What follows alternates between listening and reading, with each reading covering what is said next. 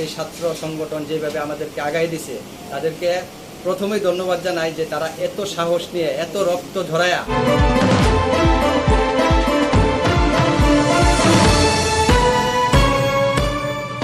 আপনারা দেখছেন নবীনগর নিউজ।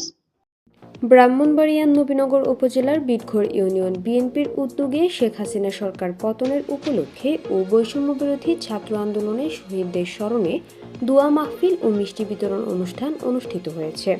সোমবার বিকেলে উপজেলার বিটঘর বাজারে বিএনপি ও তার সকল অঙ্গ সহযোগী সংগঠনের ব্যক্তিগণের উপস্থিতিতে এই দোয়া মাহফিল ও মিষ্টি বিতরণ অনুষ্ঠান অনুষ্ঠিত হয়।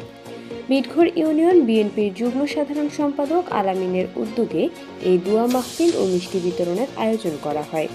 এ সময়ও উপস্থিত ছিলেন বিটঘর ইউনিয়ন বিএনপির সভাপতি বাবুল মিয়া, বিটঘর ইউনিয়ন কৃষক দলের সভাপতি আবু সামাদ সরকার, জেলা যুবদল সদস্য রাসেল ডাক্তার আবু কালাম, বিটঘর ইউনিয়ন যুবদল নেতা মামুন, ছাত্রদল নেতা রায়হান সহ আরও অনেকে। অনুষ্ঠান শেষে দেশ ও জাতির কল্যাণার্থে এবং কোটা সংস্কার ছাত্র আন্দোলনে যারা শহীদ হয়েছেন তাদের রুহের মাগফিরাত কামনায় দোয়া মোনাজাত করা হয়। সম্মানিত সভাপতি আসসালামু আলাইকুম।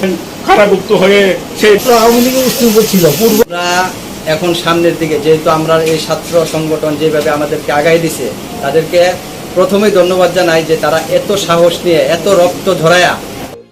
নিজস্ব প্রতিনিধি মোহাম্মদ হেদায়েতুল্লাহর পাঠানো তথ্যচিত্রে নবীনগর নিউজ।